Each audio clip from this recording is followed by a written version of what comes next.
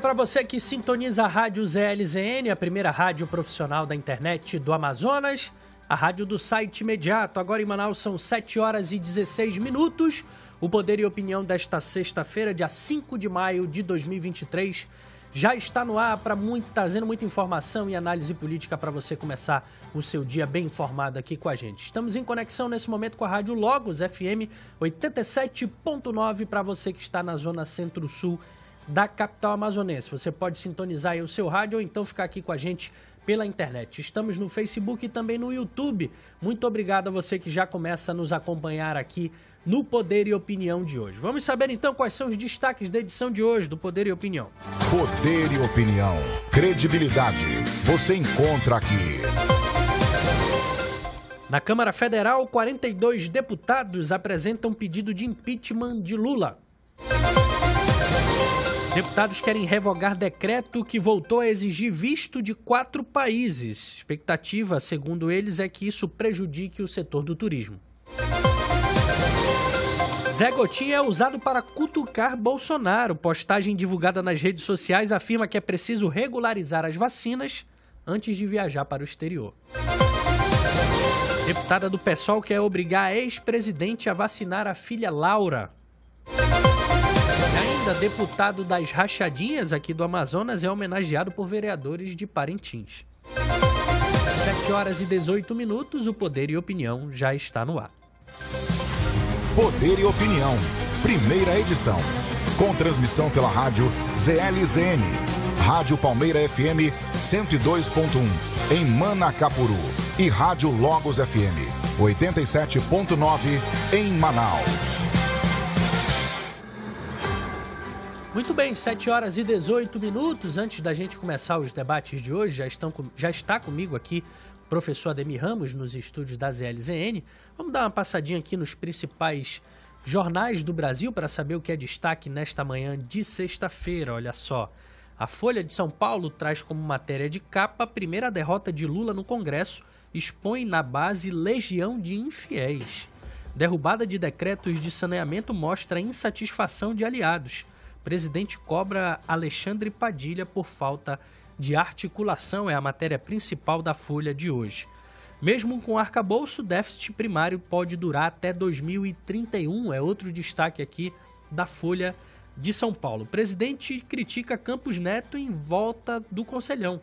Na volta do chamado Conselhão, com 246 integrantes, Lula afirmou que ali não se podia falar de juros.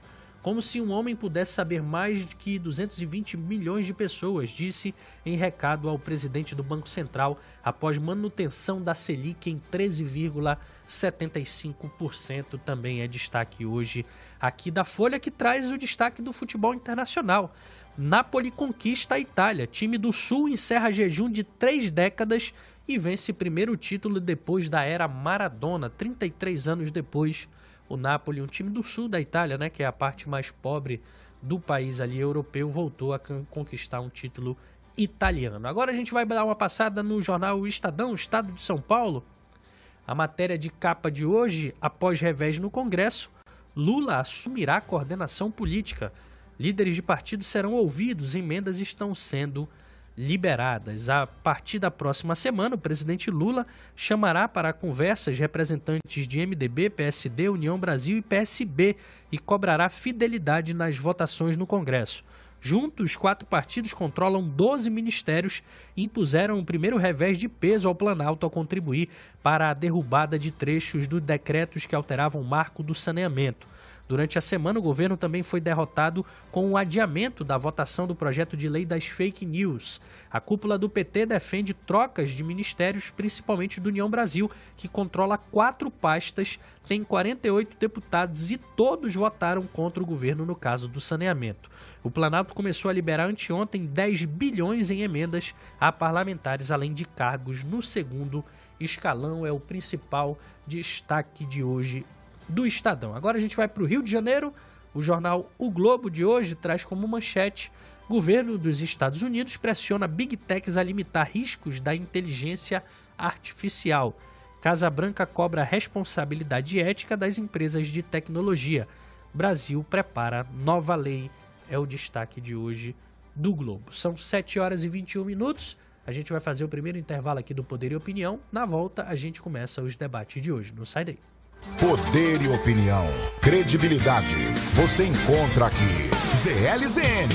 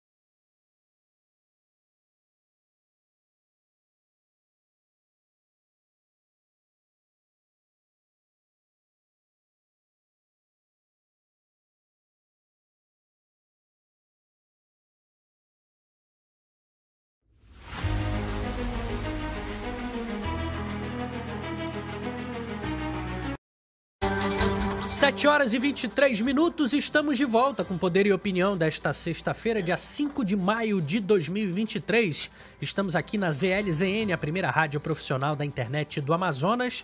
A rádio do site imediato em conexão com a rádio Logos FM 87.9 para você que está na zona centro-sul. Eldorado, Parque 10, Praça 14, Morada do Sol, Adrianópolis, Aleixo, São Francisco. Se você estiver nesses bairros ou adjacências, você pode sintonizar o seu rádio aí na 87.9 e nos acompanhar aqui no Poder e Opinião. Quero agradecer a você que está pela internet, YouTube e também Facebook. Muito obrigado pela companhia. Compartilhe aí essa live para que os seus amigos também possam começar esta sexta-feira muito bem informados aqui com a gente, como você está ficando informado aqui no Poder e Opinião. Eu lembro que você pode participar com a gente do programa mandando mensagem de WhatsApp. Anota o número aí, 92994858526. 92994858526. Mande mensagem de texto, de áudio, de vídeo, do jeito que você quiser. O importante é você participar e fazer junto com a gente aqui o Poder e Opinião. Professor Ademir Ramos já está aqui comigo ao meu lado. Bom dia, professor. Bom dia, sextou, e eu estou aqui pronto para o debate. Fique lá que eu esteja cá. Vamos começar então, professor, o debate. Olha só, com o argumento de que o governo foi omisso para conter os atos de 8 de janeiro, um grupo de 42 deputados apresentou na Câmara Federal um pedido de impeachment do presidente Lula. Eles afirmam que o petista cometeu crime de responsabilidade porque os órgãos internos do governo alertaram sobre o risco de invasão de prédios públicos, mas nada fizeram. Na semana que antecedeu o ataque, a Agência Brasileira de Inteligência, a ABIN, alertou o Gabinete de Segurança Institucional e o Ministério da Justiça de que haveria manifestações violentas em Brasília naquele fim de semana entre 7 e 8 de janeiro, mas os dois órgãos não adotaram medidas para impedir os atos de vandalismo no Planalto, no Congresso e também no Supremo Tribunal Federal. Pelo contrário, dizem os deputados, o então chefe do GSI, General Gonçalves Dias, estava em franca interação com os manifestantes e membros do gabinete até mesmo ofereceram água aos invasores do Planalto. Professor, papel da oposição é perturbar o governo. Pedido de impeachment natural, né? Em tese, sim, mas também nós temos que pensar numa oposição propositiva, capaz de formular questões, de encaminhar proposta, de debater projeto. Isso é uma oposição que nós precisamos hoje no Brasil. Mas hoje o que nós estamos vendo é uma oposição que produz conteúdos. Um dia desse aí, eu estava numa sexta-feira, que foi aniversário da minha irmã, e eu tinha prometido sair com ela. E ela então me resolveu cobrar. E queria ir pro brega. E eu digo, bora. Aí eu fui atrás do meu amigo Valdo César, que estava tocando lá para as quebradas de São Jorge. Fui com a minha irmã lá. E o que eu percebi é que as pessoas vão para o ambiente e eles são os produtores do seu próprio conteúdo, Tiago. É interessante isso. As pessoas estão com o celular constantemente na mão e produzindo seus próprios conteúdos. E achei interessante. E eles dançam para si mesmo. Eu achei um negócio legal isso. Observando com o celular na mão, dançando para si mesmo, gravando a si mesmo e produzindo o seu conteúdo. Você é o ator, você é o produtor e você é o cara. Então, vejo esses deputados assim, produzindo conteúdo na internet, numa visão deles. Agora, por outro lado também, uma matéria dessa natureza, no caso de impeachment, isso fortalece cada vez mais o presidente da casa. O presidente da casa fica municiado, sabe, Tiago?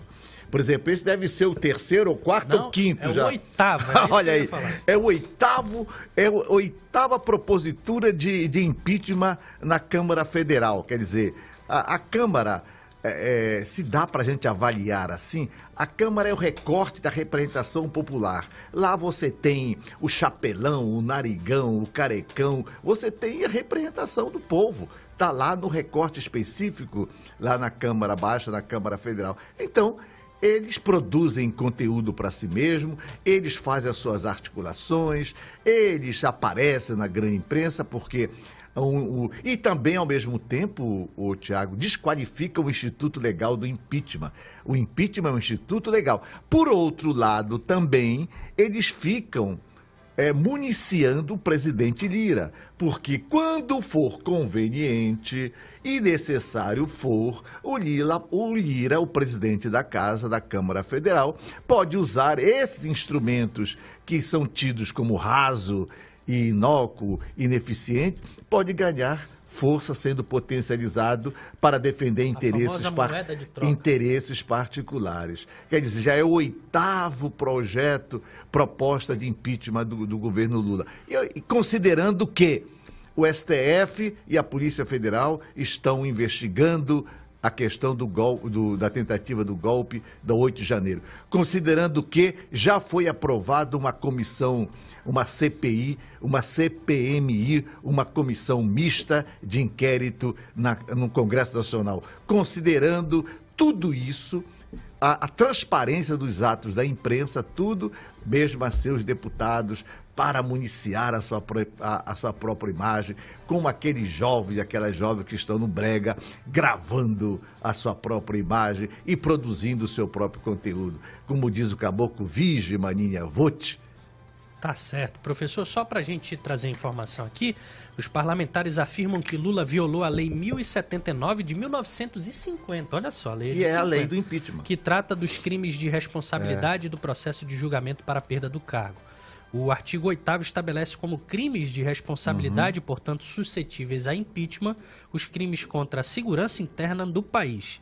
Entre as condutas que configuram esses crimes estão praticar ou concorrer para que se perpetre qualquer dos crimes contra a segurança interna definidos na legislação penal e não dar as providências de sua competência para impedir ou frustrar a execução desses crimes. Outro dado também, Tiago, que nos faz lembrar aqui, parece aqueles catecúmenos do direito, quando começam a faculdade, assim, me lembro bem da Jaqueira, lá embaixo, lá na Praça dos Remédios, e quando começa o curso, nos primeiros semestres, logo, qualquer matéria em discussão ameaça enquadrar o seu adversário, etc, etc. Quer dizer, parece esses meninos iniciados no direito que reduzem o direito a um instrumento de peleja de braço nas praças.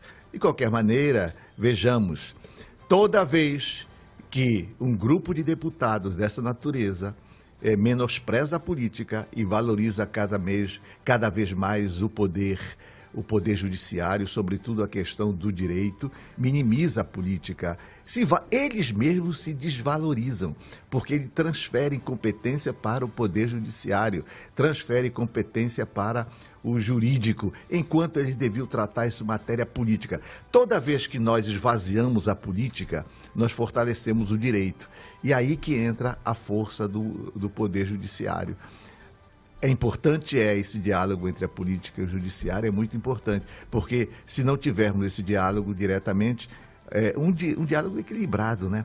Nós caminhamos para a ditadura e para as oligarquias regionais. Falando sobre isso, professor, ontem o ministro Dias Toffoli, do Supremo Tribunal Federal, ele liberou para votação do plenário do STF uma ação sobre a regulação das redes sociais.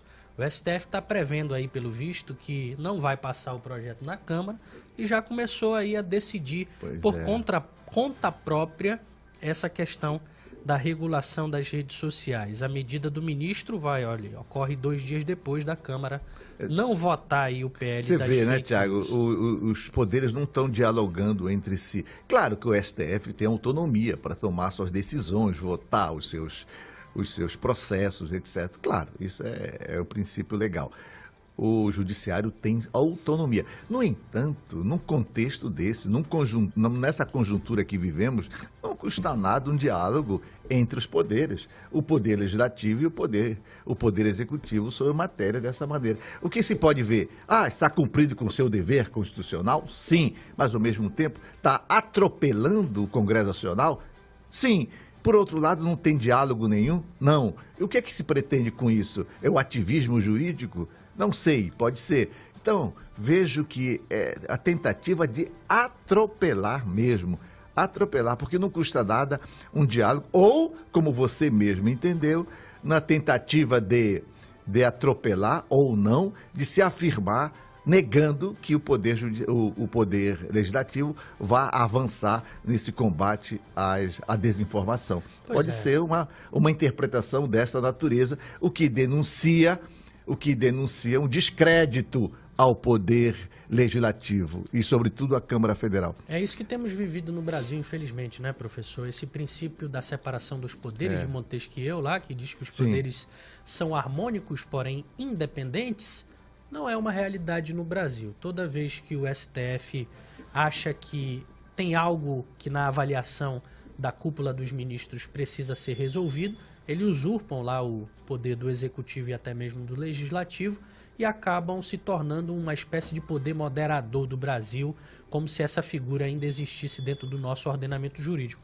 Não existe. O que me parece, e aí vem uma questão mais crítica na minha avaliação, professor, é que há uma dobradinha aí entre o governo do Lula e o Supremo Tribunal Federal. Aquilo que o governo do Lula não consegue aprovar via Congresso, eles se utilizam aí do Supremo para tentar fazer com que se torne uma realidade. A gente viu a prática do Randolph, que é o líder do Congresso Nacional, do governo no Congresso Nacional, várias vezes judicializar tudo contra o ex-governo do Jair Bolsonaro. Agora estão se utilizando disso para fazer com que as pautas prioritárias do governo também sejam decididas pelo Supremo. O que é muito ruim. Não é condenável, Tiago, não vejo dessa forma, não é condenável. No entanto, minimiza a potencialidade da política, porque transfere poder e competência para o ativismo jurídico.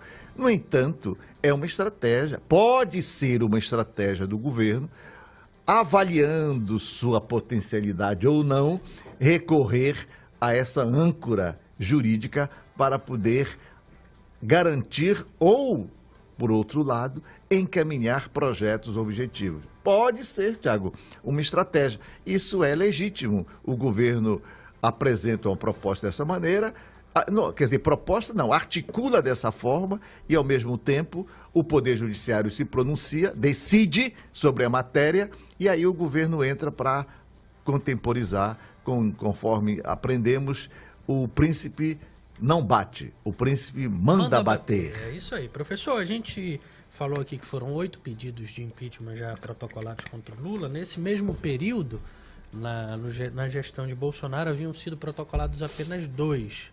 Né? O que mostra que esse instrumento está sendo utilizado com muito mais veemência agora pela oposição. Na sua avaliação, todo e qualquer deslize do governo vai ser alvo de um impeachment? Toda e qualquer ação do governo que a oposição acredite que não foi correta vai ser utilizada como esse instrumento vai ser utilizado, professor? Vamos aprofundar mais a matéria no sentido de que nós falávamos há muito tempo aqui desde o início do governo Lula, que ele teria grave dificuldade com o Congresso Nacional. Lembra que nós avaliamos por diversas vezes aqui que o sistema presidencialista de coalizão, o que significa isso? É um sistema estruturante. O presidente às vezes ganha, mas não leva. Porque nós temos dois sistemas no Brasil eleitoral, dois sistemas eleitorais no Brasil. Nós temos o proporcional e nós temos o majoritário. O proporcional é a Câmara Federal, deputado federal, deputado estadual, os vereadores. Isso são sistemas da proporcionalidade, quer dizer, aí tem a participação efetiva da representação popular, da soberania popular. E nós temos o sistema majoritário, o sistema eleitoral majoritário, que é o Senado e o Executivo. Então, nós temos dois sistemas. Esse sistema presidencial, na verdade, no Brasil, às vezes o presidente leva mais, ganha, mas não leva. Por quê? Porque não conta com a maioria. Isso é bom. Porque requer o quê? Requer que o Poder Executivo desça de suas tamancas e comece a fazer política, a negociar. Mas no Brasil descambou para o toma lá da cá, para a troca de moedas. Então isso também é muito ruim. Mas, por outro lado, você tem um Instituto Legal do Direito, que é capaz de coibir, e nós temos, sobretudo no Brasil, o poder de imprensa livre. E através da imprensa livre é que nós denunciamos toda essa safadez da corrupção, dos bastidores da política em Brasília, no Amazonas e em Manaus. Perfeito. Professor, a gente está falando ainda do Supremo Tribunal Federal, né? A gente começou falando sobre os pedidos de impeachment do Lula, acabamos falando também do Supremo, e o Estadão de hoje traz no seu editorial, muito interessante inclusive, crítica ao fato dos inquéritos das fake news e dos atos antidemocráticos lá no Supremo Tribunal Federal virarem uma espécie de bombril, professor, que tem 1001 utilidades. Eu li o editorial do Estadão fala sobre isso. Tem uma parte aqui do editorial que eu acho interessante. Ele diz assim: se havia espaço para alguma dúvida, nesta semana ficou patente que os inquéritos 4.781 e 4.874 das milícias, fake news e das milícias digitais do Supremo Tribunal Federal estão servindo a propósito muito distantes dos seus objetivos originais. Sob pretexto de defesa da democracia em circunstâncias excepcionais, o STF mantém aberto inquéritos que, na prática, estão conferindo uma espécie de competência universal à Corte e, em concreto, ao relator, o ministro Alexandre de Moraes. Os limites foram ultrapassados. Segundo matéria aqui do antagonista, os ministros do STF, os demais, né, estão incomodados com essa situação, professor. São 7h40, a gente vai fazer mais um intervalo aqui no Poder e Opinião. A gente volta já já com um novo tema e muito debate para você. Não sai daí.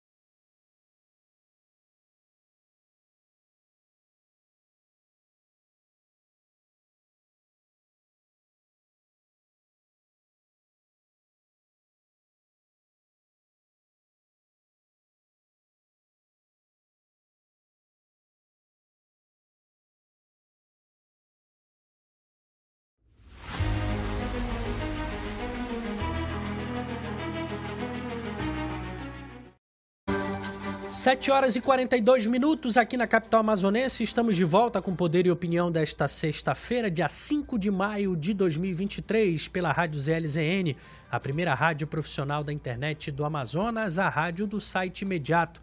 Estamos em conexão com a Rádio Logos FM 87.9 para você que está na zona centro-sul. Muito obrigado a quem nos acompanha pela internet e também pelas ondas do rádio. Estamos aqui de segunda a sexta, das 7 às 9 da manhã, trazendo muita informação e análise política para você começar o seu dia muito bem informado aqui comigo, Tiago Botelho, professor Ademir Ramos e Brian Douzani. Vamos voltando por aqui, amigos.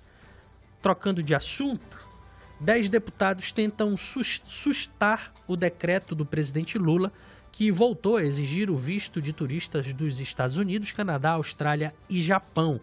O petista revogou uma medida do ex-presidente Jair Bolsonaro de 2019 que isentava de maneira unilateral visitantes desses países de apresentar o visto para permanência por até 90 dias. Encabeçado por Marcel Van Hatten, do Novo do Rio Grande do Sul, o projeto de decreto legislativo que afirma que o decreto de Lula coloca em risco o emprego e a renda de milhões de brasileiros que vivem diretamente ou indiretamente do turismo no país. Os deputados afirmam que a justificativa do governo afronta o princípio da reciprocidade, já que esses 4 países exigem visto de viajantes brasileiros, não se sustenta e acaba punindo os estrangeiros que querem vir ao Brasil e aos brasileiros que vivem do turismo, que representa, segundo eles, quase 7 milhões de pessoas. Começo com você, Brian Douzani. A gente estava falando no último bloco aqui, Brian, sobre como a oposição está bem implacável a esse governo, né? Agora, no 5º mês, já são 8 pedidos de impeachment. Na época de Jair Bolsonaro eram 2. Mas assuntos de menor relevância, ou não, como esse aqui, não sei se é de menor relevância, também são alvo de uma pressão forte da oposição. É isso mesmo. E tem que ser assim, né? A democracia, ela só não na ditadura não existem vozes de oposição, né? Em qualquer regime democrático, a oposição é a prova de que nós ainda estamos em algum nível vivendo em uma democracia. Quando se cala aquele que pensa diferente, quando se cala aquele que discorda, a gente deve refletir profundamente o país que nós estamos vivendo. Sobre essa questão, o deputado Marcel Van Hatten tem bastante conhecimento dessas questões de... a própria questão das relações internacionais, né? Salvo engano, ele tem uma especialização nisso. Já morou... Parte da vida acadêmica dele foi feita na Holanda, inclusive. É neto de imigrantes, né? Então ele tem uma relação muito próxima com essa pauta, né? Então me parece justa a preocupação dele por conta de haver justamente essas pessoas que fazem, né, que trabalham, usam esse expediente dessas viagens, de acordo com o decreto do ex-presidente Jair Bolsonaro, para trabalhar, né, ou para fazer viagens de alguma forma também, com a finalidade econômica. É uma preocupação válida. Não me recordo se o governo atual propôs alguma transição nesse sentido. Isso que é o mais preocupante, essas mudanças de estalar de dedos. Isso é muito preocupante, porque pode se mudar, né, desde que haja uma transição, etc. E ainda assim, né, os deputados afirmam, né, segundo aqui o nosso texto, que a justificativa do governo afronta o princípio da reciprocidade, já que esses 4 países exigem vistos de viajantes brasileiros. Isso é a oposição que está dizendo? Não, isso é a justificativa da situação do governo. Pois é. Não se sustenta e acaba punindo os estrangeiros que querem vir ao Brasil. Veja, existe uma razoabilidade nesse argumento? Existe, de fato. Entretanto, existe também a política interna, né? E se o governo, como o governo do Jair Bolsonaro entendeu que para uma melhor facilidade desse expediente a nível das relações internas do Brasil, e aí ele adequou esse decreto, não há nenhum problema, por exemplo, do governo brasileiro facilitar a vida dos seus próprios cidadãos, ainda que os 4 países em destaque cobrem o visto, né? Eu acho que é uma questão de política interna, sobretudo. Não necessariamente você precisa seguir essa reciprocidade, principalmente quando essa reciprocidade de alguma forma dificulta a vida dos brasileiros internamente. Eu acho que a gente deve tomar as nossas decisões, é um princípio da soberania do Brasil, de acordo com aquilo que pode facilitar, melhorar a qualidade de vida, a qualidade das próprias viagens dos brasileiros, né? E não ficar em um argumento meramente legal, meramente jurídico. Ah, porque assim, tal. Tá, mas sejamos pragmáticos, né? Analisando a realidade. Qual é a vantagem e a desvantagem desse modelo e desse modelo? Eu acho que falta isso um pouco, né? Às vezes a política, principalmente o judiciário, também, já que infelizmente quando a gente fala de política a gente tem que falar de judiciário agora, parece até estranho, né? Eles às vezes se preocupam muito com o juridiquês, a legalidade, e esquecem de ver o peso na realidade, né? Como que aquilo se aplica na realidade, que eu acho que essa é a principal revolta muitas vezes dos brasileiros. Professor Ademir. Eu vejo o seguinte, o turismo é uma indústria potente no mundo todo. Nós precisamos, sem dúvida alguma, investir cada vez no turismo no Brasil. É muito raso o investimento no turismo no Brasil e, sobretudo, no nosso querido Amazonas, na Amazônia. Nós temos que articular forças, nós temos que mobilizar os instrumentos legais, jurídicos e políticos para fortalecer esse segmento, essa indústria do turismo no Brasil, que tem um indicador importante no PIB nacional. Isso é a primeira coisa. Segundo, a avaliação do Bolsonaro naquele momento que decidiu tal matéria é porque ele estava entre tapas e beijos com o governo americano, tá? O governo Bolsonaro me faz lembrar aqueles neocoloniais que ficam encantados com os Estados Unidos. Lembra isso? Muita gente só fala dos Estados Unidos, como se os Estados Unidos fosse assim o novo paraíso da classe média brasileira e etc. Então, essa é uma avaliação que foi feita. O que o governo Lula está acenando, e a gente tem que avaliar, concordo com o Brian nessa matéria, que tem que ter uma medida de transição. Acho que é mais racional pensar uma medida de transição para não afetar diretamente a indústria do turismo e ver o que pode fortalecer cada vez mais. É o princípio da soberania e da autodeterminação. Mas para isso é preciso entrar em campo a política. Ora, se o governo americano, se o governo japonês exigem, e os outros que estão aí são 4, se os governos em pautas exigem do Estado brasileiro visto de entrada, por que nós vamos cancarar para eles? Ou melhor, nós temos força para estabelecer um juízo desse, uma decisão desta maneira? Isso afeta diretamente a nossa economia, a nossa indústria de turismo? É uma questão que devemos pensar. Não é simplesmente uma questão da vaidade ou do poder soberano. Claro, o Brasil é um poder, é um Estado nacional, é um poder soberano, tem a sua autodeterminação. Os Estados Unidos exige de nós visto de entrada, o Japão também exige. E por que nós não podemos exigir deles aqui? Eu pergunto, nós temos bala na agulha para isso? É uma pergunta que se pode fazer. Ou nós estamos insinuando, mas o que estamos fazendo? Lembrar que o dólar está valendo 5 contos. E aí? E o que nós temos de fato? Como é que está o nosso poder da diplomacia para negociar a matéria dessa natureza? Estão negociando ou é simplesmente uma medida jornalística? Tá? Então, isso tudo tem que ser avaliado. O que a gente tem que pensar é o seguinte: isso afeta diretamente a indústria do turismo? Isso é importante começar a pensar. E, ao mesmo tempo, estabelecer uma política de transição. Olha, daqui a 6 meses, daqui a 8 meses, e nesse período de 6 a 8 meses, o governo entraria em campo com sua tropa para negociar junto ao Japão, junto aos Estados Unidos e demais países, essa questão da liberação. Essa liberação de que a gente possa circular nos Estados Unidos, como circula aqui. Ao mesmo tempo, é isso que tem que se refletir. O Brasil tem bala na agulha para estabelecer uma norma geral dessa natureza?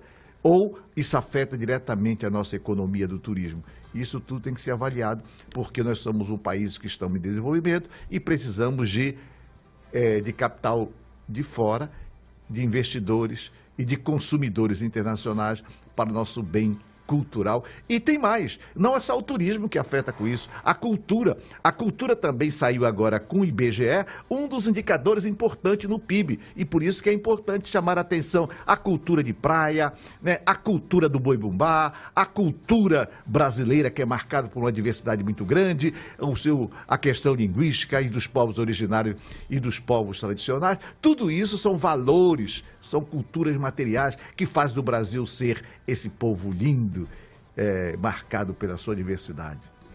Pois é, eu queria entender por que a exigência são para esses países, né, somente. Tem alguma escolha específica do governo? Porque eles exigiram de nós a entrada com visto lá.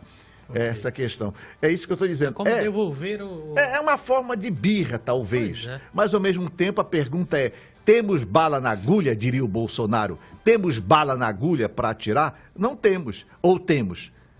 Não sei. É preciso a pergunta é: isso afeta diretamente a nossa economia cultural, a nossa economia do turismo no Brasil? Se afeta, nós temos que rever isso e ver um prazo de transição e, ao mesmo tempo, colocar em campo o Itamaraty para negociar isso internacional. Quer dizer, eu acho que o primeiro campo é negociação junto Itamaraty e a diplomacia desses países. Eu concordo que o pedido de visto, Brian, ele acaba dificultando aí a vinda de novos turistas para o país. Porque o cara vai lá e vai ver, aqui para ir para o Brasil tem que tirar visto, tem toda uma burocracia, eu vou para outro lugar que não precisa. Isso é fato. Mas assim... E aí a gente não pode se comparar, na verdade, né? Olha só, comparar o Brasil com os Estados Unidos, quantos milhões de pessoas no mundo querem morar nos Estados Unidos de forma ilegal? O visto é para fazer uma triagem. No Brasil a gente não tem isso. Exatamente esse o ponto. Uma das justificativas do grupo aqui que o Marcel está encabeçando, e eles explicam que esses países têm motivo para exigir visto dos brasileiros, uma vez que a imigração ilegal para esses países ainda é muito alta, né? Inclusive dos brasileiros lá das Minas Gerais. Exatamente. Então, existe uma justificativa nesse sentido. E, por outro lado, eu concordo com o Thiago, que nós devemos analisar a nossa economia regional. Nós temos, com a graça de Deus, uma série de paraísos, sem forçar a barra aqui, que todos os anos são alvos de turistas, graças a Deus, né? A questão aqui nós temos tanto o litoral, mas também nós temos a área das pessoas que gostam de fazer trilha, das pessoas que gostam de pescar. No Brasil tem tudo. Então, é necessário a gente lembrar, professor, que nessas cidadezinhas pequenas, muitas vezes, como Jericoacoara, por exemplo, no Ceará, você tem uma série de pequenos empreendedores, de pequenos comerciantes que acabam ganhando do dinheiro daquele turista que chega naquele município. Essa é a pergunta. Isso fortalece a nossa economia ou enfraquece a nossa economia diretamente? Eu vejo, por exemplo, a questão da pesca em Barcelos, Santa Isabel do Rio Negro, aqui no Amazonas. A questão da pesca. A questão da pesca. Tem milhares de pessoas do tem mundo legislação todo própria, envolve a questão de logística, envolve a questão de serviços específicos, alimentação, a troca com a comunidade. A comunidade da região de Barcelos e Santa Isabel, inclusive, estabeleceu um protocolo junto com os agentes de turismo. Estou pegando só Barcelos, mas, sobretudo, temos agora em junho o nosso boi-bumbá de Parintins, que mobiliza o Brasil todo e gostaria que mobilizasse o mundo todo também, para que aumentasse cada vez mais o investimento e o consumo na nossa ilha querida de Tupinabarana. Olha só, segundo aqui os dados do grupo, são cerca de 7 milhões de pessoas que vivem do turismo. Né? É uma indústria sem fumaça, que nós chamamos, né? O clichê. 7 milhões de Indústria sem pessoas. fumaça. É uma indústria nacional que merece respeito e que porque tem indicadores favoráveis ao PIB nacional. E o que nós queremos é fortalecer cada vez mais essa indústria, seja nas Minas Gerais, de Ouro Preto, seja em Brasília. Brasília também que tem os seus encantos, seja na nossa querida Amazônia, seja no Pará, no Ver-o-Peso, aquela canção do urubu namorando com sua garça e aquela caatinga, aquele cheiro de peixe forte no Ver-o-Peso, como no Amazonas. No Rio Negro. Rio Negro tem praias lindas, Brian. Rio Negro tem ilhas que você fica lá se sentindo o próprio Adão. Ô, viadão! É só na sexta-feira, né? Ô, viadão! Tem ilhas lindas no Rio Negro. As praias de Barcelos são branquinhas, branquinhas. O Rio Negro forte e potente. Como nós temos também em Maués, praias lindas da nossa Maresia, da Avenida Antártica. E nós temos essa Amazônia linda demais. Tem índios, tem povos originários, tem natureza viva, tem os periquitos, os papagaios. E aqui em Manaus mesmo, Musa. Professor, o Musa, você vai no Sim. Musa, você faz observação de pássaros, observação lá da natureza, fotografia, etc. Você vê o dia a dia dos povos originários sentindo aquele cheiro da farinha, fazendo a farinha como cheiro de padaria, aquele cheiro de pão que nos seduz desde moleque. Lembra lá você em Santa Luzia, naquela padaria lá da esquina lá da Rua Ceará, aquele cheiro de pão desgraçado que nos consumia. Isso tudo são valores afetivos que marcam profundamente, né? É como o nosso jaraqui, é como o bodó de Parintins, o jaraqui do Amazonas e o tambaqui nosso do dia a dia. Professor, o senhor falou sobre essa questão do turismo no Amazonas e a gente sempre, quando escuta tudo isso, né? Eu, particularmente, tenho que fazer aqui uma autorreflexão. Eu conheço pouco essas belezas naturais do nosso estado, mas seria porque a gente fala pouco sobre isso, professor? Leva pouco essa informação? Falta investimento do governo, falta propaganda, nós temos belezas naturais. Olha, aqui perto, Presidente Figueiredo, rapaz, gruta. Arqueologicamente, o Maruaga, essa gruta do Maruaga é como se fosse um portal, assim, quando você entra naquela gruta do Maruaga, é um portal. Muda a temperatura, a umidade, ali tem milhares de histórias, rapaz. Aqui, Preto Figueiredo, tem as cachoeiras, tem as grutas, tem o Galo da Serra. O Galo da Serra, vocês já viram o Galo da Serra? Rapaz, que coisa mais linda, né? E eles copulando lá, eu tive o prazer de ver a copulação do Galo da Serra. Isso tudo é importante. Ver as águas do Rio Negro, a cor da água do Rio Negro, lá do Alpés, a cor branquinha.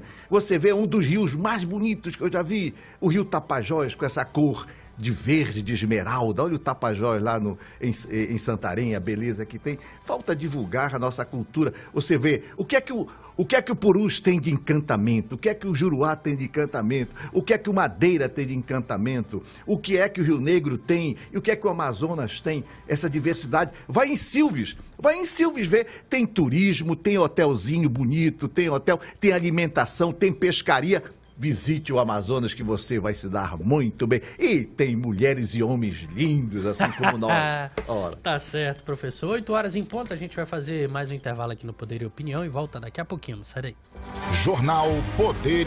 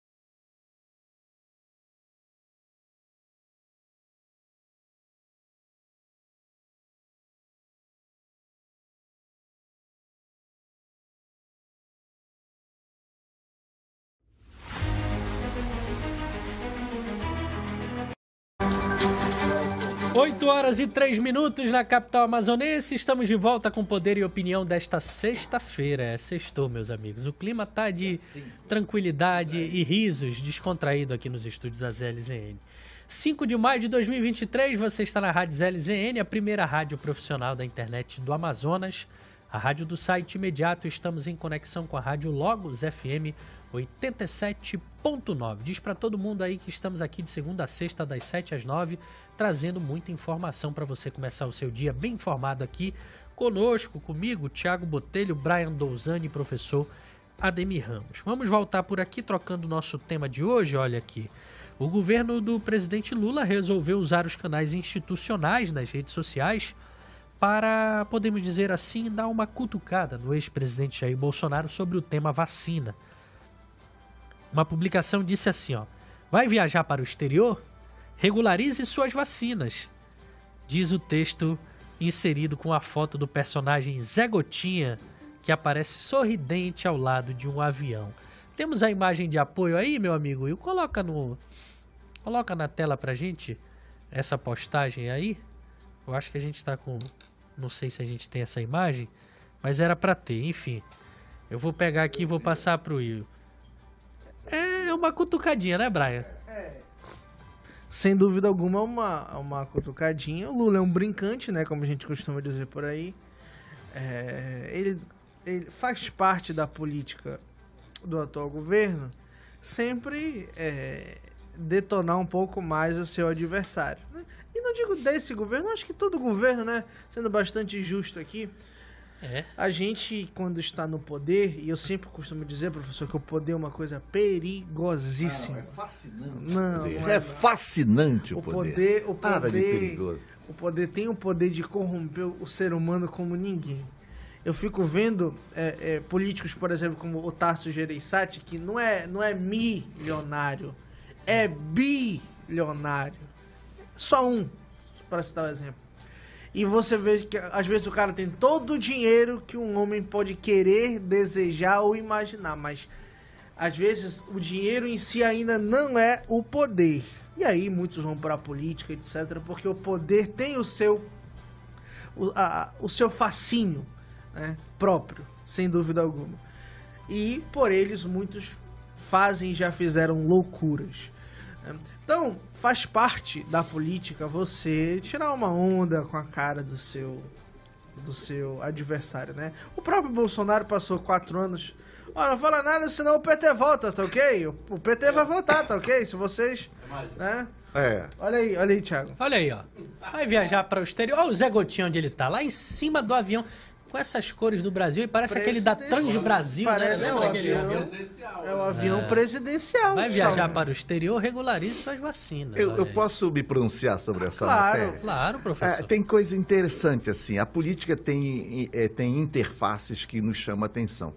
Quer dizer, você tem essa dimensão sisuda da política, né? Mas eu me lembro, eu tinha um amigo deputado federal que quando ele estava na tribuna falava sério, quando ele saía do plenário a gente só falava besteira nos corredores. Acho que essa questão do falar besteira é o que nós chamamos de ironia, do sarcasmo, do humor. Acho que isso é coisa sadia. Isso é sadio, você ter essa dimensão do humor. Mesmo os clássicos. Eu digo aos meus alunos, quando vão ler lá os textos clássicos, olha... Leia os clássicos, mas tenha a sensibilidade de ver a ironia.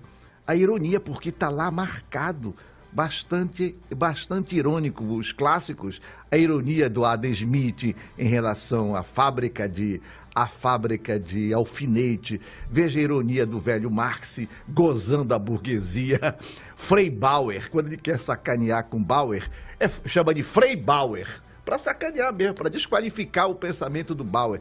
Eram 2 irmãos que não eram de direita, eram contra o pensamento marxista. Então você tem que ler os clássicos, mas tem que estar atento para a ironia dos autores. Olha aqui. A ironia é um instrumento qualificado da política. Não precisa dizer nada. Ó, vai viajar, meu chapa, para o exterior... em cima do avião. Aí o Zé Gotinha, que é a figura mais encantadora. Quem é que não se lembra? Você que é mais jovem do que eu...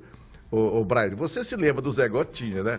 As crianças adoravam o Zé Gotinha, abraçavam o Zé Gotinha. Porra, o Bolsonaro sacaneou com o Zé Gotinha, né? tirou o Zé Gotinha do cenário de imunização do Brasil. Então, viva o Zé Gotinha, viva a campanha de imunização no Brasil da vacina, viva a ciência. E eu queria registrar que ontem a nossa companheira de luta, a doutora Elisa Vandelli, viajou para Brasília e assumiu o conselhão do Lula também. Fez parte ontem da reunião lá do conselhão do Lula. Ela passa a ser conselheira, é pesquisadora da Embrapa, é professora e, ao mesmo tempo, é uma das coordenadoras do nosso movimento SOS, Encontro das Águas, que luta contra o governo do Estado para efetivar o tombamento do Encontro das Águas como patrimônio cultural do povo brasileiro, em particular do povo do nosso Amazonas. Ainda nessa pauta do Zé Gotinha, me lembrou uma frase do Lima Barreto, que é aquela que ele falava assim: troça e simplesmente troça, para que tudo caia no ridículo. Né? Essa, sem dúvida alguma, é uma ferramenta que se usa muito em política. Mordaz como nunca, o velho Lima não perdia a onda. Agora, se tu me permite, Thiago, eu gostaria de falar do nosso ex-presidente Jair Bolsonaro. Quando algo como o que aconteceu ontem acontece, é necessário tomar as rédeas rápido da situação. Senão, tudo cairá pelo ridículo, como diz o Lima Barreto. A família Bolsonaro, ela tem que estar preparada para esses episódios, e esse provavelmente não será o único. O presidente Jair Bolsonaro ontem entregou o seu celular e falou que não tem senha, inclusive o celular, e disse que não tem nada a esconder.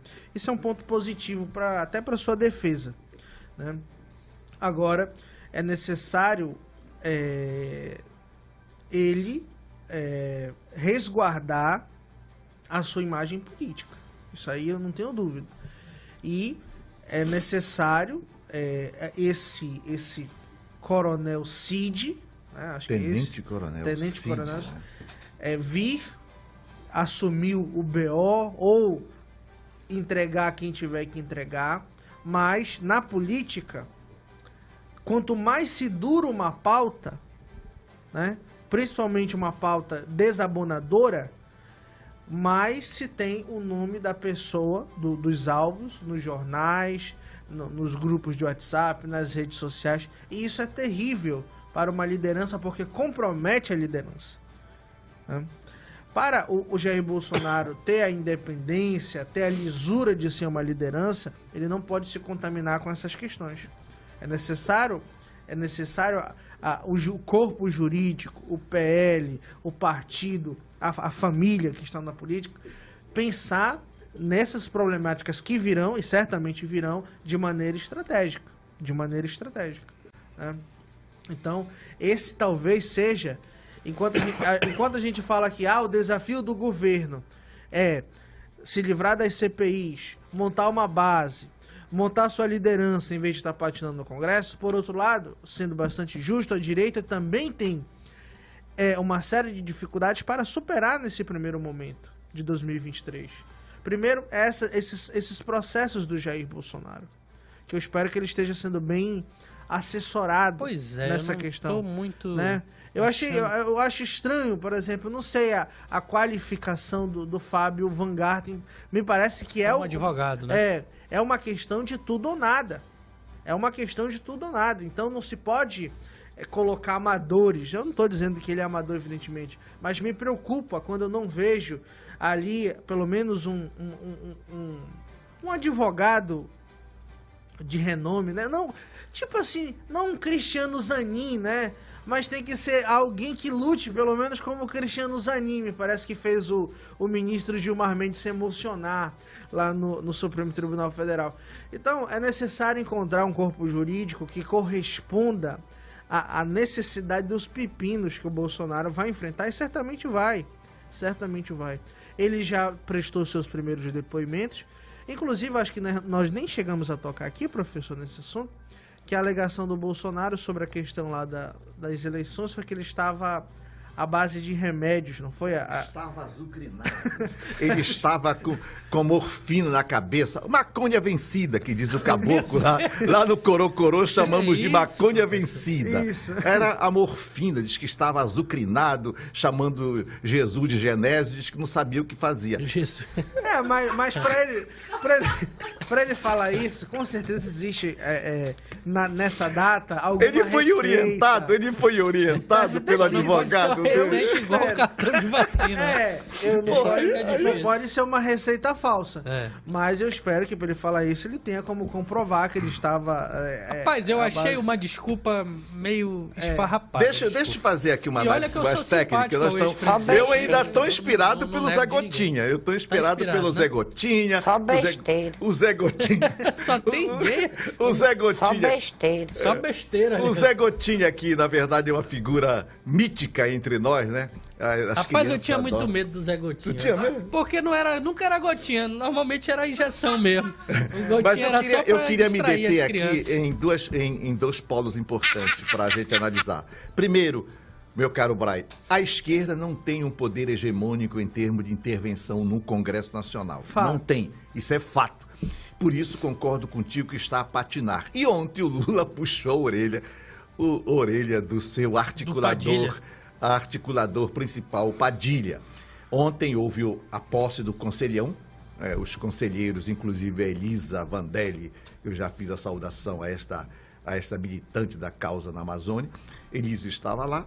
E ontem o Lula, pela parte da tarde, pela manhã, houve o pronunciamento, a Janja estava lá, estava todo mundo lá. Janja que está à guarda do cargo dela. Tá. E aí, e à tarde houve o pronunciamento do vice-presidente, do presidente, e houve o diálogo entre os conselheiros e os ministros.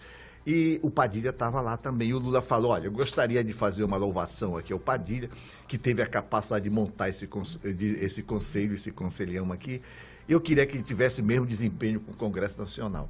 Quer dizer, nós não temos, a esquerda não tem uma unidade operante, vamos dizer assim, uma unidade programática. Aí ele falou assim, aí vai facilitar muito a vida. Uma unidade... A minha vida, a vida dele. Dizer isso, né? A esquerda não tem uma unidade operante no Congresso Nacional. Por outro lado, isso quer dizer, não tem... Mas o Lula, a partir de então, disse que ia chamar para si a responsabilidade e ia começar a conversar com as lideranças da casa. Sobretudo, o MDB. O MDB, que tem o maior número de ministérios, votou contra. 48 deputados votaram contra o governo. O PSD votou contra. 38, me parece, deputados votaram contra o governo. União Brasil votou contra o governo, parte do... Que diabo é isso? Professor, todos os deputados do União Brasil votaram contra o governo. A União Brasil montou um esquema diabólico. Lá na Câmara Baixa é contra o governo e no Senado é a favor. Do Marco Legal do Saneamento. Marco Legal do Saneamento. Caiu. Todos. Não, caiu. O que foi os vetos? Não, pois é. Os vetos caíram. Repete algo que tu falou. Eu vou trazer a informação 100% correta aqui para vocês agora. Vou abrir aqui só um minuto. O União tem uma série de ministérios, acho que é 4. Isso. 3 ministérios. E o União Brasil não consegue entregar voto. Da mesma forma, aqui, ó. Todos os 48 deputados do União Brasil que estiveram presentes na votação do PDL lá, que derrubou modificações no marco legal do saneamento feitos pelo governo Lula, votaram contra. Todos, 48. Então, o que é que eu tô... No MDB, quase todos. 31 de 32 e no PSD, 20 de 27. Quer dizer, o governo, o Poder Executivo, não tem uma unidade operativa atuante no Congresso Nacional. Por isso, o Lula puxou a orelha do Padilha ontem na reunião do Conselhão. Tá só a título de informação aqui, ó. MDB, PSD e União Brasil têm juntos 9 ministérios. Tá? E eles não marcharam com o governo. O que foi que aconteceu? Lula trágico. O Lula. Aí isso confirma a tese do Lira, dizendo que, na verdade, o articulador do governo é muito educado, mas não é eficiente nas suas articulações. Não sei o que ele quer dizer com isso. Tem uma questão de liberação dos 10 bi, 10 bi que foram liberados pelo do Lira, hein? Não foi do, Tá aí, do nesse partido. Bolsonaro já ia dizer. Voltando, quer dizer, a esquerda tem uma liderança, que é o Lula, mas os seus operadores aqui não estão conseguindo formalizar uma unidade operativa pró-governo. Mesmo, essa vacância poderia fortalecer também a direita. Mas só que a direita também está fragmentada entre Bolsonaro, essa visão do Bolsonaro, e uma direita liberal, vamos chamar assim. Que o Thiago gosta de chamar de direita liberal. Ontem, professor. E o pior, não tem liderança. Porque se o Bolsonaro tivesse liderança, ele poderia unificar essa direita. Mas não tem liderança. Então, o que é que nós estamos vendo? Este é o cenário. E essa divisão, essa dissídia dentro do Congresso, facilita também o governo. Né? Por exemplo, olha, deputados marchando contra o governo Lula, fazendo impeachment, o outro votando contra. Tudo isso faz parte do jogo político. Não tem. Se o Bolsonaro tivesse liderança, teria partido para o Congresso, se fortalecido no Congresso com a sua liderança na base. Não tem. O Lula está tentando recompor. O que você ia falar, Thiago? Não, eu ia lembrar que ontem você fez uma análise que eu concordo, é precisa, de que mesmo sem uma direção à direita, sem esse nome forte que seria o de Jair Bolsonaro para ser o líder, eles estão unidos em um propósito de ser oposição ferrenha ao Lula.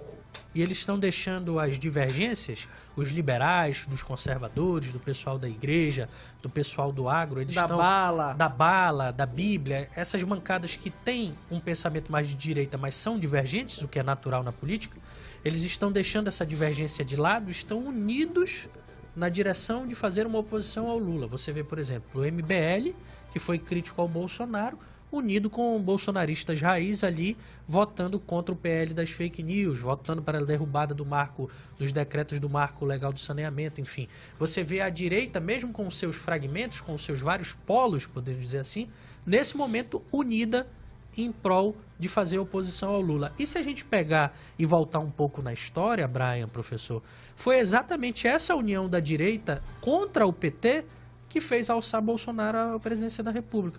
Porque o Bolsonaro, naquela época, para a direita pragmática naquele momento, era o único nome capaz de disputar com alguém do PT a eleição e vencer. E todos se voltaram para o Bolsonaro. Depois que ele foi para o poder, essa fragmentação se tornou mais latente. Sim. E aí o Bolsonaro perdeu o apoio. Foi isso. E aí eu acho que com o PT no poder, essa reconstrução da direita, ela tem tudo para se fortalecer. Não sei se em direção ao nome do Bolsonaro se encontrarão um nome para que seja convergido essa união. Talvez o do Tarcísio, talvez o de outro nome. Eu gostaria de fazer um rápido comentário ainda, para encerrar, ainda na esteira do que acabou de dizer o professor. De fato, a direita, a oposição, ela carece de protagonismo. Veja, o professor estava falando aqui, eu perguntei, mas quem que é o líder da oposição na Câmara? Eu não lembrava. Aí eu joguei aqui. É o Carlos Jordi, né? É o Jordi. É o Jordi.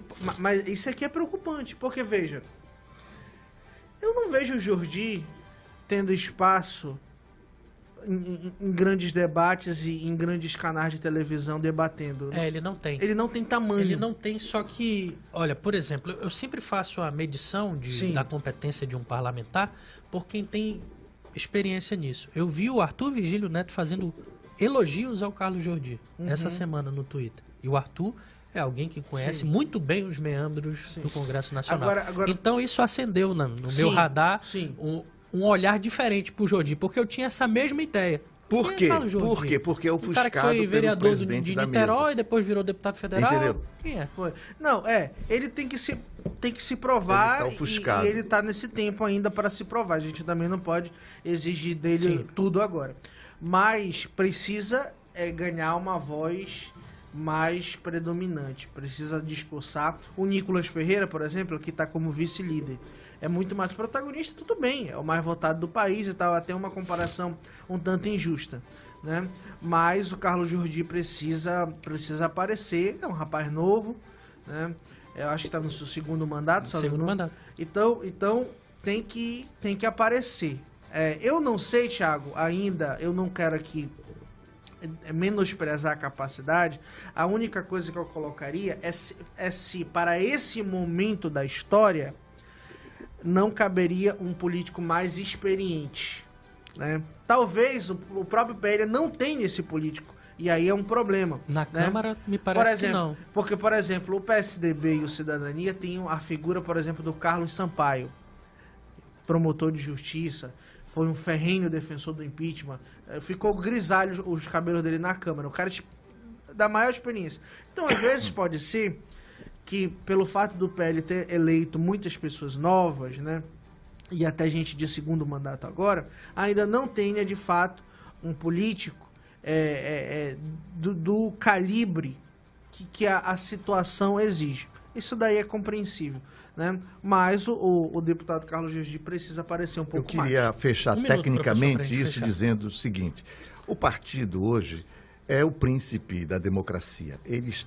A democracia está fundamentada nos partidos políticos.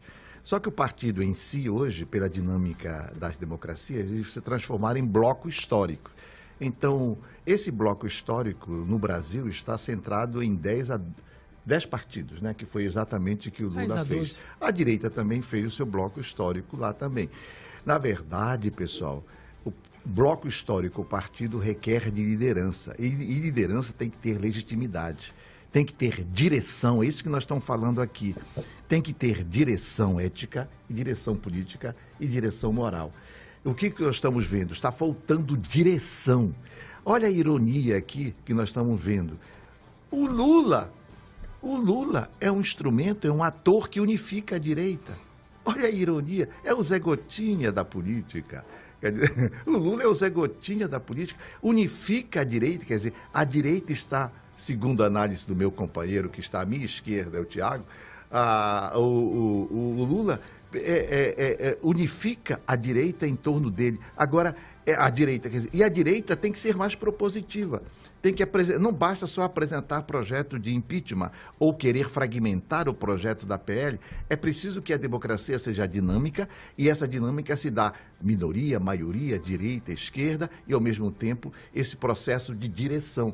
Fico com aquele fado português que o professor e senador da República, Jefferson Pérez, me chamava a atenção. Ora, por que corres se não sabe para onde vais? Então nós temos que saber para onde queremos ir. Senão qualquer lugar serve. Senão qualquer lugar serve.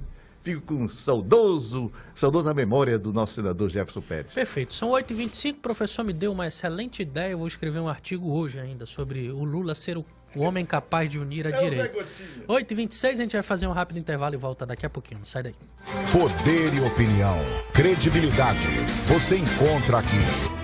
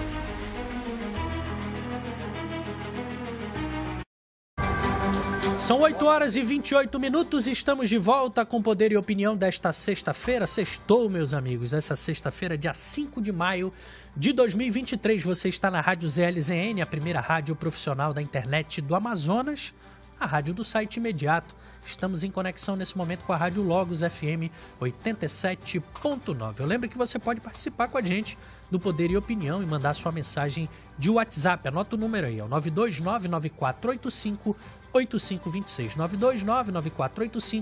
9299485-8526. Deixe sua sugestão de tema que você quer que a gente debata aqui, de entrevistado, e também deixe aqui a sua interação com a gente. Grava um áudio aí, comenta os debates que a gente está fazendo, os temas que a gente está debatendo aqui, participa e faz o programa junto com a gente. Vai ser muito bacana.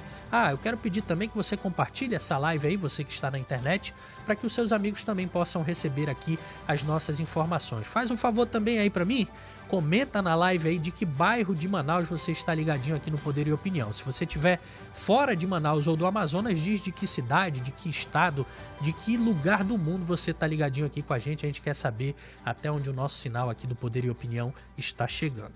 Vamos voltando por aqui com o professor Ademir Ramos e Brian Douzani. Olha aqui, ó.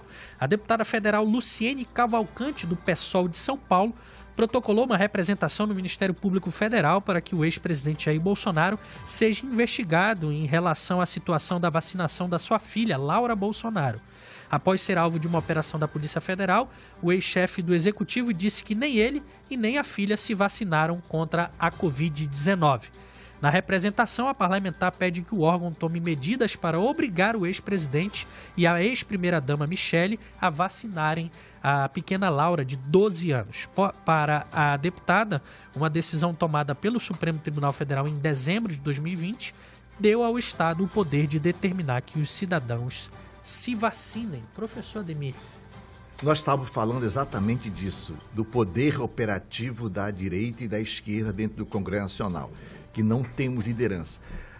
Uma decisão, uma proposta, um encaminhamento desse vindo de uma deputada do PSOL, né? Isso deveria passar pela liderança do partido, entendeu? Tem que ter. Isso mostra que não tem diálogo entre os membros do partido e a sua própria liderança. Ou talvez tenha, ou não tenha, ou está na mesma mal daqueles 40 deputados que fizeram impeachment contra o Lula. Quer dizer, produzindo material de engajamento para as redes sociais. Às vezes é um projeto pessoal. Projeto pessoal. Mas você está dentro do partido. Claro. Ser de direita ou de esquerda, você tem que ter uma direção, tem que ouvir a liderança. Isso é regra em qualquer. Isso mostra o quê? Mostra que o pessoal está fragmentado, não tem liderança. Isso mostra que cada membro está fazendo tal manifestação, e isso é mais uma decisão da deputada do que do próprio partido dela.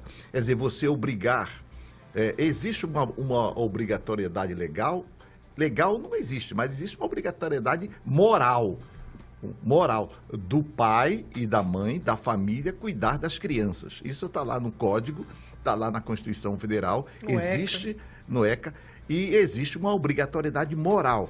Ora, isso é uma acusação muito grave, porque já que o Bolsonaro não cuidou da sua filha, né, e ele relaxou com esse direito, o Estado tem que intervir. Mas isso é uma questão a ser discutida, não no sentido de uma obrigatoriedade legal, isso que a deputada está querendo. Vejo isso uma questiúncula paroquial e que deveria passar por uma direção partidária mais consequente e responsável. E, quem sabe, o partido chame a sua responsabilidade a sua deputada, para que tenha noção e capacidade de ver a grandeza dos fatos. Isso está sendo investigado pela Polícia Federal, pelo STF, a imprensa está vigilante, e ainda vem a deputada com esse papo maroto, esse papo aranha, querendo obrigar o Bolsonaro a votar, levar sua criança para... Agora, a questão que está em pauta, se ele burlou ou não burlou? Houve crime ou não houve crime? Houve falsificação quanto à questão da votação da sua filha? Isso implica na questão vacinação. Votação. Vacina. No cartão de vacina da própria filha. Isso sim compromete. Mas isso é uma questão investigada que está em processo. Não podemos julgar de maneira sumária antes do veredito final. Brian. Veja, eu me preocupo profundamente quando forças da política e, por consequências, forças do Estado querem intervir muito na vida dos pais, das famílias brasileiras, né? Eu acredito muito em ciência política, no Estado servo. O Estado, ele é um pacto, né? Vamos usar aquela expressão que é conhecida. Ele é um pacto social para nos servir, né?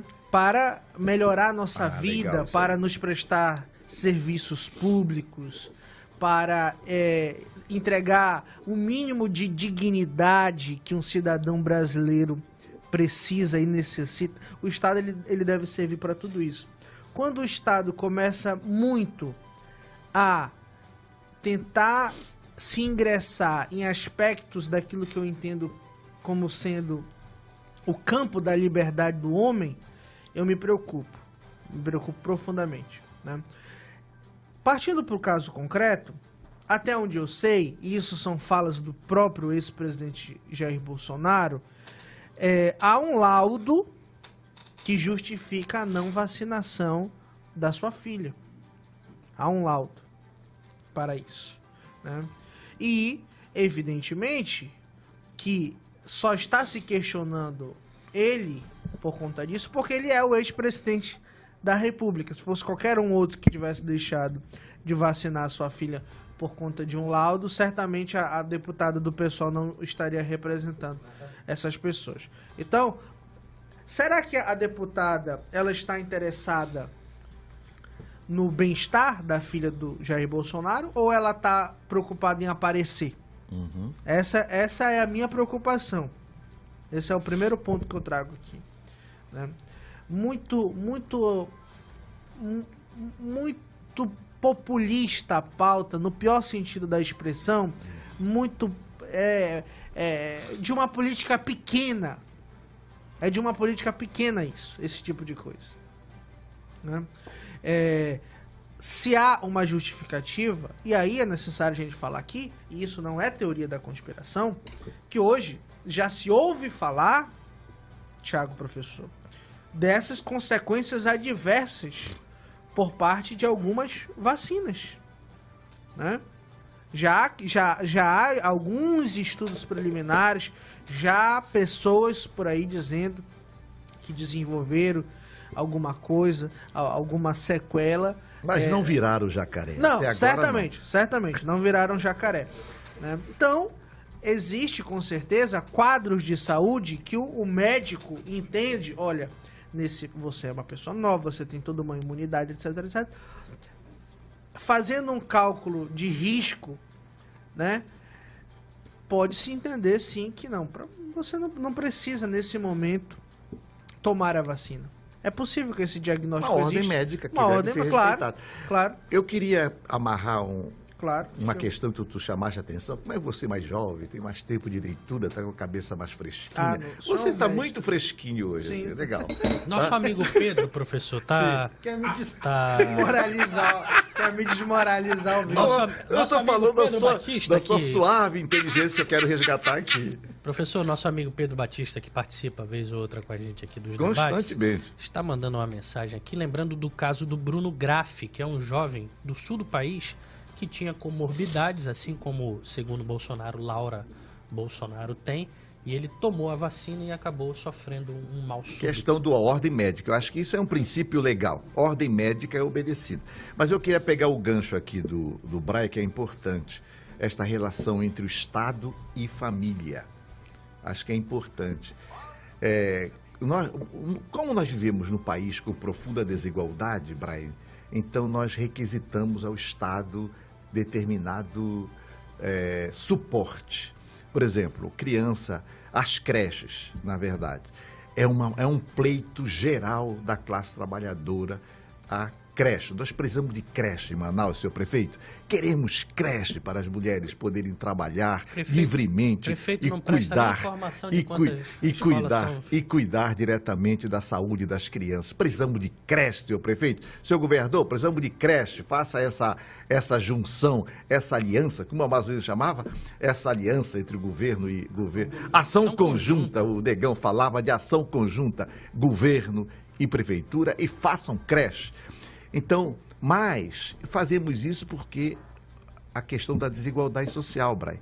Mas se nós, familiares, se nós pais, se nós mães, né, tivéssemos estrutura familiar, nós não mandaríamos nossas crianças para o Estado cuidar. Esse é um Estado platônico. Lembra lá na República de Platão? Você que está me inspirando, que eu disse que você estava fresquinho, me chamando o velhinho lá do passado a pensar sobre República de Platão.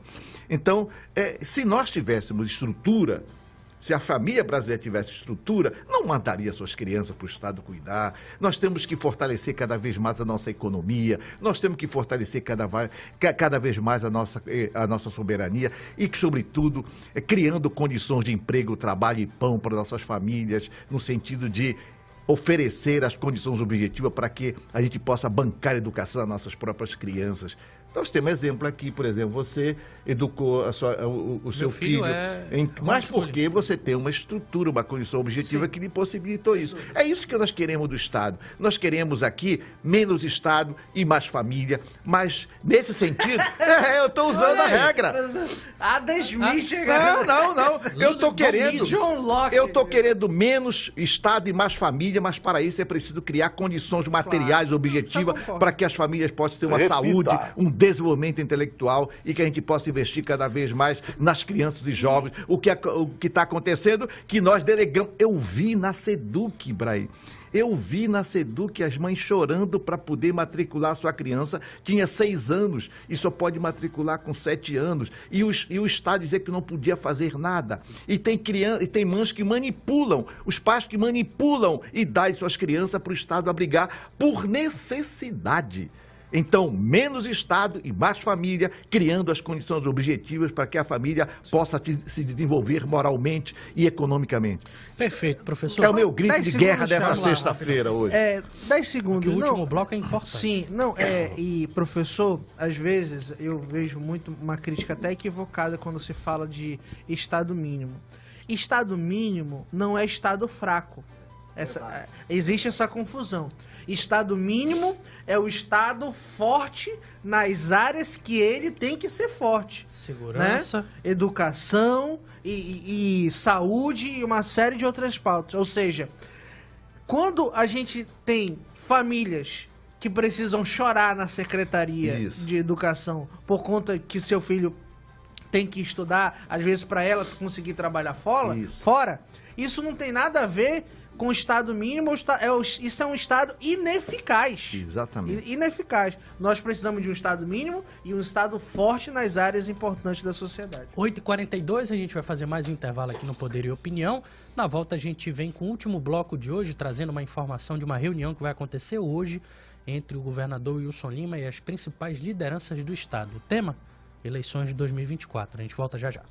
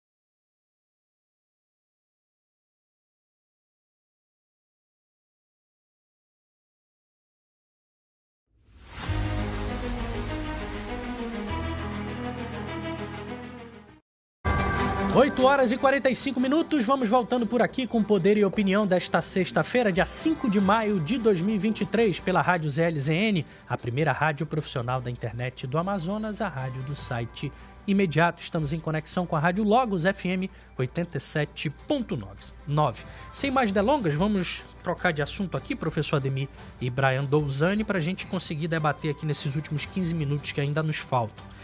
Olha só, hoje o governador Wilson Lima, segundo informações de bastidores aqui que nós recebemos, ele vai começar a analisar a política do ano que vem. Ele vai fazer uma série de reuniões aí com as lideranças políticas do Amazonas para debater dezenas de assuntos, entre eles as eleições de 2024. Devem participar prefeitos do interior, lideranças municipais que têm capital político e desejam disputar tanto prefeitura quanto cargos de vereança, e essa vai ser uma demonstração aí da força do capital político de Wilson Lima, que vai começar aqui a abrigar as principais lideranças políticas ao seu redor. E logo após essa reunião, a gente vai começar a saber quais são os ditames aí do Wilson Lima para a eleição do ano que vem. Tudo que você precisa saber sobre essa informação vai estar durante o dia no site O Poder, o site de política aqui da Rede Norte Digital, mas antes a gente vai fazer uma análise básica aqui de tudo isso. Professor, a informação é essa: o Wilson reunirá lideranças do interior, prefeitos, vereadores, lideranças da capital, pretensos candidatos à prefeitura da capital e também do interior, para começar a dar uma direção aí para o seu grupo político em relação a 2024. Olha, eu confesso que eu não tenho essa informação. Você está pegando uma informação de bastidores. Acho que a primeira pergunta que me vem é o seguinte: ele vai fazer um seminário? Ele vai fazer um encontro? Ele vai fazer uma manifestação pública? Ou ele está chamando esses prefeitos, essas lideranças? Porque assim, você pega prefeito e ex-prefeito. Isso é uma prática antiga, já que se faz aqui em termos de política. Você faz o mapeamento por região. Por exemplo, o Baixo Amazonas. Você tem o Baixo Amazonas ali. Aí a assessoria pega e vai mapear a realidade. Quem são os prefeitos daquela região, quem é pró-governo, quem não é governo. Chama aqui.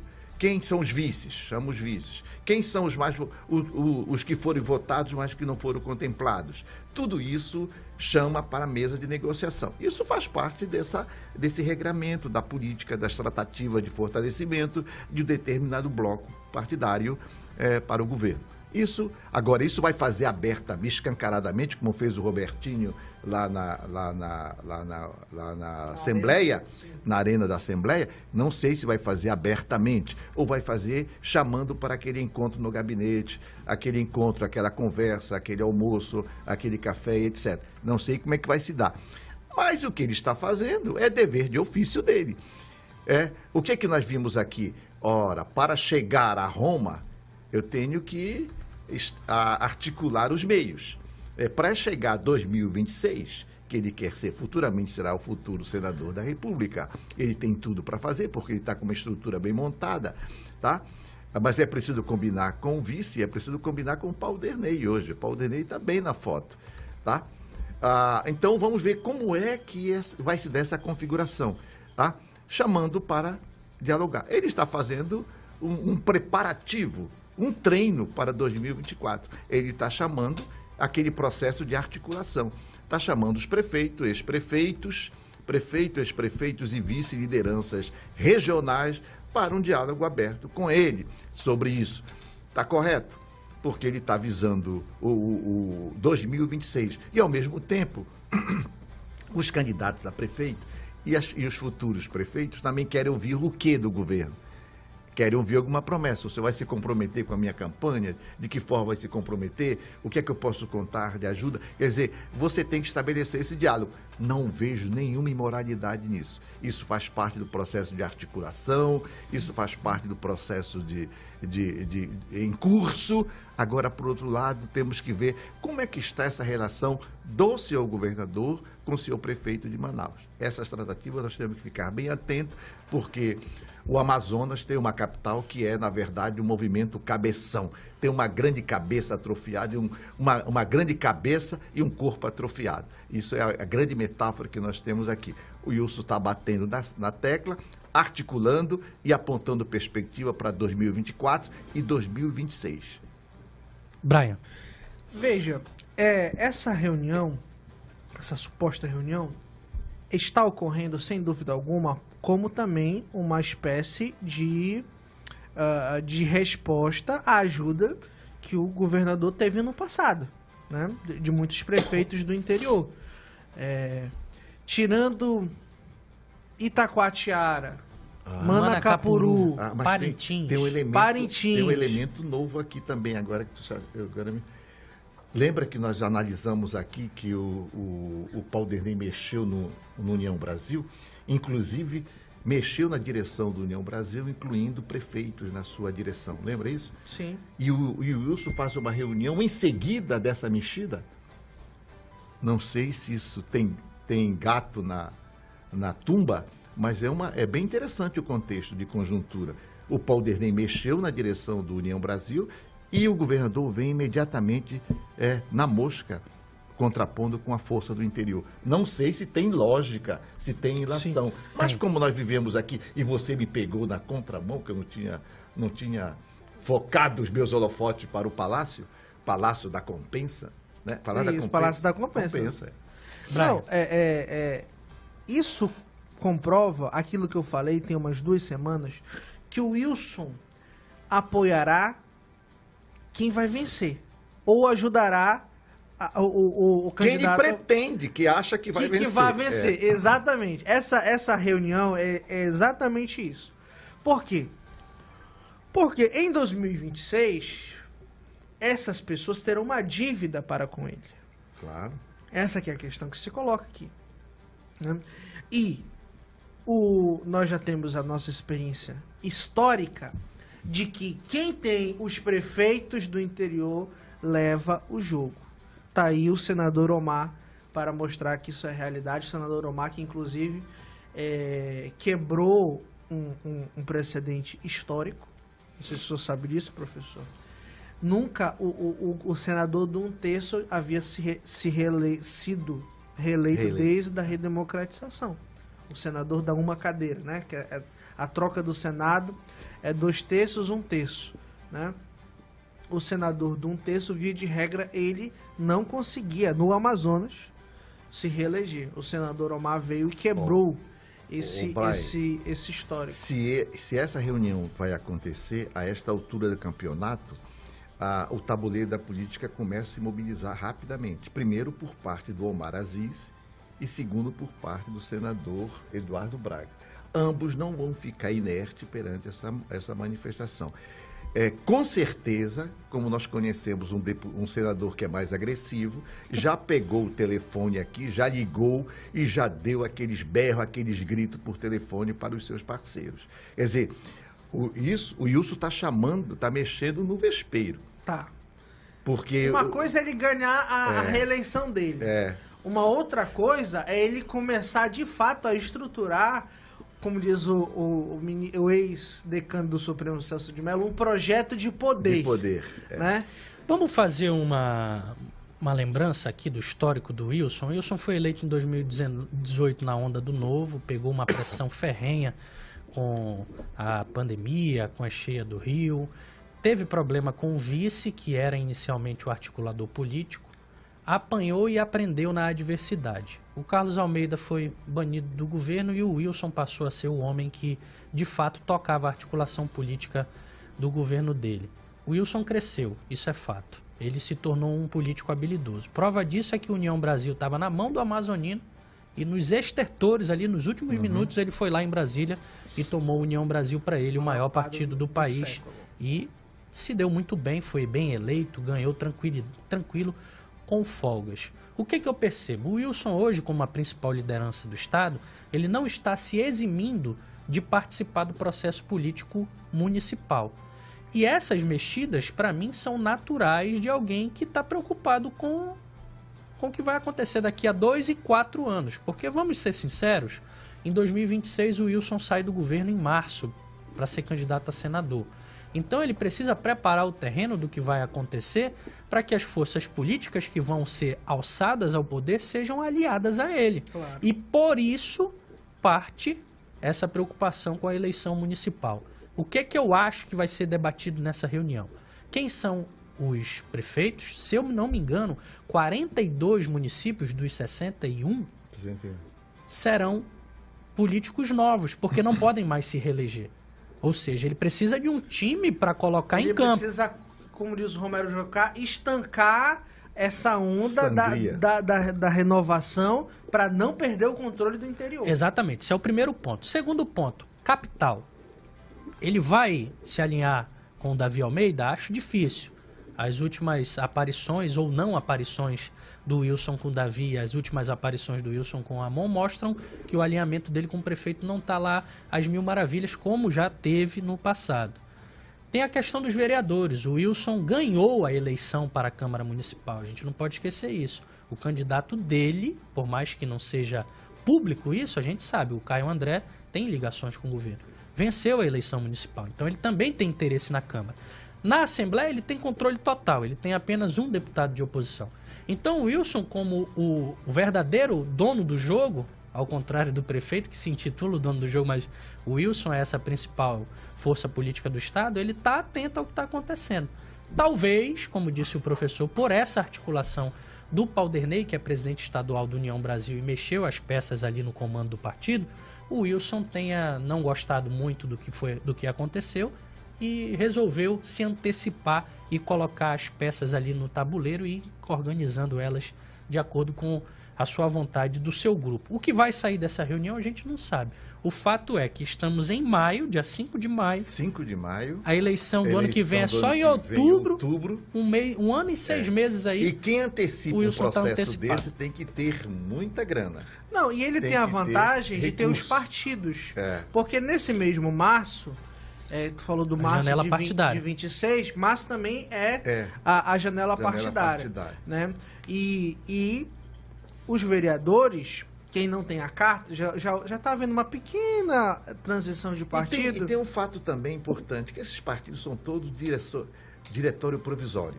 Sim. É isso que é uma coisa muito ruim no Brasil. Pois é. Quer dizer, você não tem um diretório definitivo, você tem um diretório... Nem o PSDB Ninguém, não. É um vício. O Arthur ficou 30 anos... É um vício, é um diretório provisório. E sendo provisório, o Wilson, com o poder que está, né, com essa articulação, ele pode remontar, e ele dormiu de touca agora com o Paulderney, dormiu de touca, porque quem está no poder permitir tamanha mudança, dormiu de touca, mediante o peso que o Paulderney tem no nacional.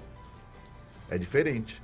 Tá? Então, isso pode interferir na composição da direção dos partidos, isso pode interferir nas municipais, nesse contexto todo. O Wilson está bolindo com muitas bolas, muitas armas, e ele precisa trabalhar isso de maneira...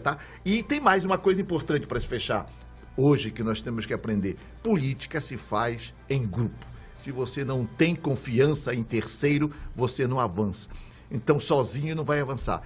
Outro dado técnico que nós temos que ficar atento, para nós isso é bom, porque nós alimentamos o nosso público com análise política e ficamos com os holofotes ligados. Para nós isso é ótimo, coloca a gente para trabalhar, para analisar e pensar e fazer as nossas articulações. Outro dado importante, a questão do montante de pesquisa, porque o Wilson não vai chamar candidato A, ou B ou C, se não tem pesquisa. E as pesquisas já foram feitas, as pesquisas estão em cima da mesa e cada candidato vai valer de acordo com sua densidade na pesquisa. Te cuida, caboclo. É isso aí. São 8 horas e 58 minutos. Eu quero agradecer ao professor Ademir, Brian Douzani e a você, obviamente, que nos acompanhou nessas 2 horas de Poder e Opinião. Poder e Opinião tem a produção de Dana Lopes aqui na técnica, meu amigo Elton Carlos Negreiros, e lá na nossa direção de TV, meu amigo Will. Forte abraço a todos vocês, bom final de semana, valeu, até segunda-feira, tchau. Jornal Poder e Opinião. Poder e Opinião, primeira edição. Com transmissão pela rádio ZLZN, Rádio Palmeira FM 102.1, em Manacapuru, e Rádio Logos FM 87.9, em Manaus.